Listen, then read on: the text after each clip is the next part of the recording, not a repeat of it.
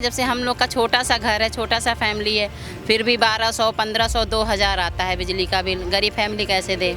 ये पहले तो हर आइटम घर में 2 किलो, 4 किलो, 5 किलो, अब तो आधा किलो ही में ही गुजारा हो जाए, वो बहुत बहुत बड़ी बात है। हमें तो नहीं लगता है। इतने पढ़े लिखे लोग बेचारे इधर उधर भटक रहे हैं, रिक्शा चला रहे हैं, टेम्पो चला रहे हैं, उसमें भी उनको काम नहीं मिल रहा है। वो मंदिर अपनी जगह है, लेकिन रोजगार नहीं रहेगा तो आदमी जिएगा कैसे, कमाएगा कैसे, खाएगा कैसे, अपने बच्चों को पढ़ाई लिखाएगा कैसे? क्योंकि पढ़ाई लिखाई नहीं रहेगी तो बच्चों का भविष्य नहीं रहेगा। रोजगार के मामले में तो यही है कि बीजेपी नहीं आ सकती।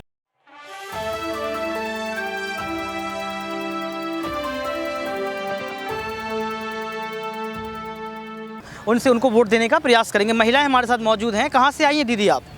जानकीपुरम विस्तार से। जानकीपुरम से। दीदी आप कहाँ से आई हैं? इसी से सब से आई है, लेकिन हम लोग महंगाई बढ़ रही है, क्या लगता है आपको? महंगाई बहुत ज़्यादा है। बहुत ही ज़्यादा महंगाई है। गरीब परिवार तो सुकून से खाना भी नहीं खा पा रहा है। तो कैसे महंगाई कम होगी? अब ये तो सरकार ही काम करेगी ना। जिस हिसाब से सरकार जो है, गैस जहाँ 400 रुपये का था, यहाँ 1200 रुपये का हो गया है। हर एक चीज़ तो महंगा है, किराए भी महंगे हैं। बताइए कैसे गरीब परिवार चले? सरकार पे भरोसा है आपको? भरोसा तो है, काम करेगी तो भरोसा है, नहीं तो फिर नहीं है। इस बार किसकी सरकार 24 में क्या है, लगता है आपको आपकी कि यहाँ पर? हमें तो नहीं लगता है कि अब की बार आएगी सरकार। बीजेपी सरकार नहीं आएगी? नहीं। बीजेपी सरकार नारा देती है कि इस बार महंगाई पे मार बीजेपी सरकार, यानी कि महंगाई अब कम होगी। महंगाई कम करने के लिए तो बिजली बिल भी उन्होंने माफ़ किया था, जो कि नहीं माफ़ हुआ है। और भी कुछ ऐसी थी कि जो है इसकी माफ़ करने के लिए उन्होंने बोला था, वो भी उन्होंने माफ़ नहीं किया। और बिजली बिल हम जब से स्मार्ट मीटर लग गया, जब से हम लोग का छोटा सा घर है, छोटा सा फैमिली है, फिर भी 1200, 1500, 2000 आता है बिजली का बिल। गरीब फैमिली कैसे दे? राधे आप लिखे हैं तो कहीं से घूम के आ रहे हैं, मंदिर से आ रहे हैं? हम लोग हनुमत धाम से आ रहे हैं। हनुमत धाम से आप आ रहे हैं। तो जो आप रसोई का काम आपके पास होता है, महिलाएं अधिकतर रसोई का काम करती हैं, तो क्या आपको लगता है कि किचन अब भरी नहीं होती है पहले की तरह? पहले की तरह तो बिल्कुल ही नहीं रहती है। पहले तो हर आइटम घर में 2 किलो, 4 किलो, 5 किलो, अब तो आधा किलो ही में ही गुजारा हो जाए, वो बहुत बहुत बड़ी बात है। बीजेपी पार्टी तो राम मंदिर की बात करती रहती, तो क्या ये मान लिया कि मुद्दों से भटका रही है, या फिर राम मंदिर भी जरूरी है? राम मंदिर भी जरूरी है, लेकिन उसके साथ साथ गरीब जनता का भी देखभाल करना जरूरी है। क्योंकि आदमी जो मजदूर है उसको काम नहीं मिल रहा है। कितने लोग बेरोजगार हैं। जब वो उनके पास रोजगार नहीं रहेगा तो लोग खाएगा क्या? इस वजह से जो है वो इधर उधर भटक रहा है। कहती है कि बीजेपी है तो रोजगार है। हमें तो नहीं लगता है। इतने पढ़े लिखे लोग बेचारे इधर उधर भटक रहे हैं, रिक्शा चला रहे हैं, टेम्पो चला रहे हैं, उसमें भी उनको काम नहीं मिल रहा है। तो क्या इस बार बदलेंगी सरकार को आप? हमारा तो यही कहना है कि अब की बार बीजेपी नहीं आएगी। नहीं आएगी। तो आप राम मंदिर की बात यह बीजेपी सरकार करती रहती है, अगर राम मंदिर के मुद्दों को अगर बीजेपी आगे रखती है तो क्या बीजेपी जीत सकेगी? राम मंदिर तो वो तो बात सही है कि वो हिंदुओं का धर्म है। राम मंदिर हमारी जन्मभूमि है, राम मंदिर। लेकिन इसका मतलब ये नहीं है कि गरीब परिवार के पास जब खाने को नहीं रहेगा तो राम मंदिर कैसे जाएगा देखने? आदमी के पास जब रोजगार रहेगा तभी आदमी जाएगा राम मंदिर देखने या और कहीं भी देखने। हम लोग यहीं लखनऊ में ही रहते हैं, लेकिन कितने कितने साल हो जाते हैं हम लोग निकल नहीं पाते हैं घूमने के लिए। रहेगा कि मंदिर या रोजगार रहना चाहिए, रोजगार भी रहना चाहिए। ये नहीं कह रहे कि मंदिर ना रहे, मंदिर भी रहना चाहिए, रोजगार भी होना चाहिए गरीबों के पास। वो दोनों के पास होना चाहिए। मंदिर भी तो वो मंदिर अपनी जगह है, लेकिन रोजगार नहीं रहेगा तो आदमी जिएगा कैसे, कमाएगा कैसे, खाएगा कैसे, अपने बच्चों को पढ़ाई लिखाएगा कैसे? क्योंकि पढ़ाई लिखाई नहीं रहेगी तो बच्चों का भविष्य नहीं रहेगा। जो पढ़ाई का मुद्दा है तो उन्होंने तो एकदम से ही ठप कर दिया है। शिक्षा की बात आप करें तो जो फीस वगैरह वो भी महंगी हो रही है। महंगी हो रही है। राइट टू एजुकेशन का एक स्कीम चला था सरकार की तरफ से, वो भी गवर्नमेंट ने जब से कोरोना का वो हुआ तो उन्होंने ना बच्चों का फीस दिया स्कूल में, ना ही जो है बच्चों के अकाउंट में। स्कीम तो कांग्रेस पार्टी के समय था, वो 2009 से चल रहा है, लेकिन वो तब चल रहा था, बराबर चल रहा था। लेकिन इधर कोरोना काल से बिल्कुल कुछ भी नहीं आ रहा है। ना बच्चों का आ रहा है पैसा, ना गवर्नमेंट, ना स्कूल का आ रहा। आपका नाम क्या है दीदी? मेरा नाम वंदना सिंह है। क्या करते हैं आप? हमारी एक छोटी सी संस्था है, मॉडर्न ग्रामीण जन कल्याण समिति। उसके माध्यम से आप क्या कुछ करती हैं? गरीब बच्चों का वही एजुकेशन, वही राइट टू एजुकेशन से एडमिशन करवाते हैं जी। और बाकी एक संस्था में और हम जुड़े हैं, बालाजी ग्रामोद्योग, यही मेडिकल कॉलेज से ही।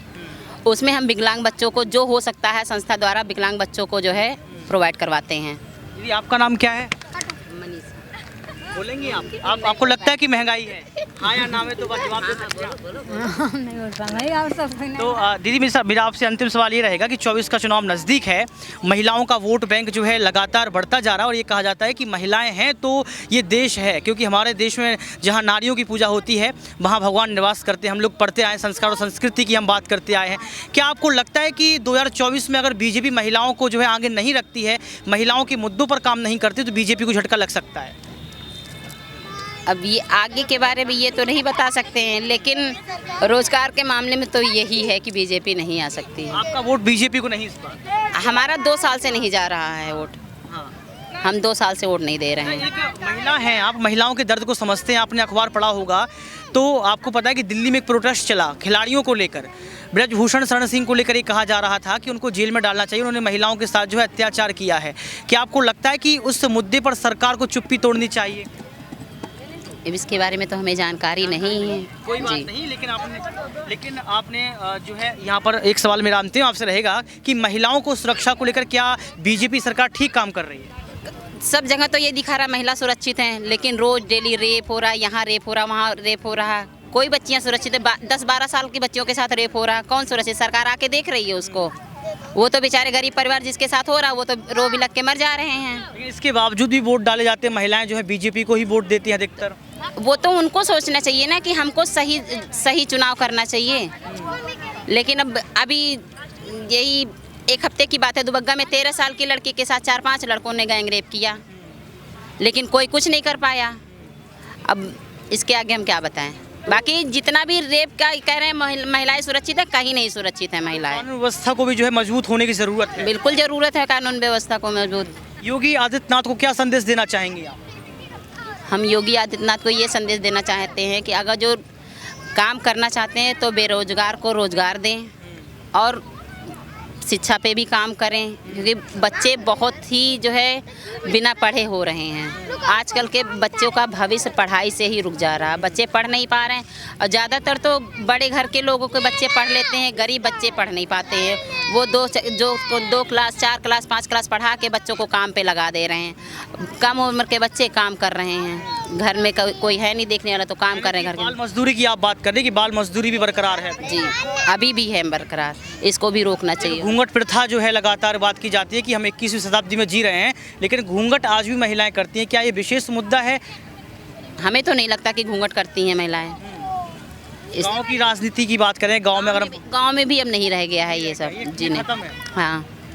तो देखा कि आपने यहाँ पर एक महिला ने अपनी बात को रखा, महंगाई के मुद्दे को रखा कि महंगाई कैसे बढ़ रही है। योगी आदित्यनाथ सहित बीजेपी को संदेश दिया और ये भी कह दिया कि 2024 में कहीं ना कहीं बीजेपी सरकार को वोट नहीं करेंगे, क्योंकि रोजगार की बात की गई, शिक्षा की बात की गई कि फीस बढ़ा दी गई है और कहीं ना कहीं ज़मीनी स्तर की बात करें, बुनियादी वस्तुओं की बात करें, चीज़ों की बात करें, उन पर भी योगी सरकार ने कोई बड़ा काम नहीं किया, बीजेपी ने कोई बड़ा काम नहीं किया। जब 24 को लेकर सवाल पूछा गया तो यही सामने निकल कर आया कि बीजेपी सरकार को जो है वोट नहीं देंगे। लेकिन महिलाओं का दर्द यही है कि आप जो है उनकी सुरक्षा के लिए काम करें, आप महंगाई को कम करें और कहीं ना कहीं आप जो है यहाँ पर जो संसाधन हैं उनकी उपलब्धता आप करवाएं। अब देखना ये पड़ेगा कि इस रिपोर्ट को देखने के बाद, महिलाओं को की आवाज़ सुनने के बाद बीजेपी क्या कुछ कहेगी, क्या प्रतिक्रिया लेगी। आज के लिए सिर्फ इतना ही। देखते रहिए next 9 news political byte. Cameraman Sumit के साथ ऋतिक सविता,